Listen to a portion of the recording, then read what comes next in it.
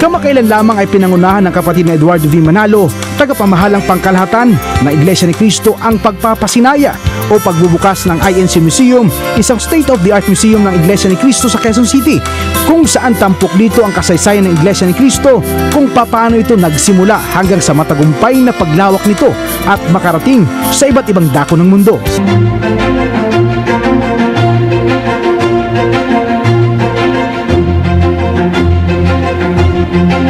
Umani ito ng iba't ibang papuri mula sa mga panauhin.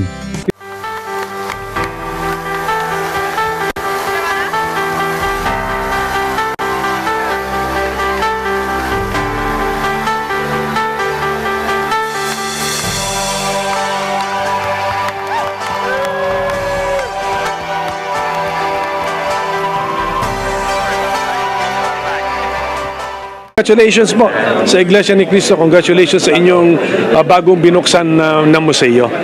Very impressive. World class.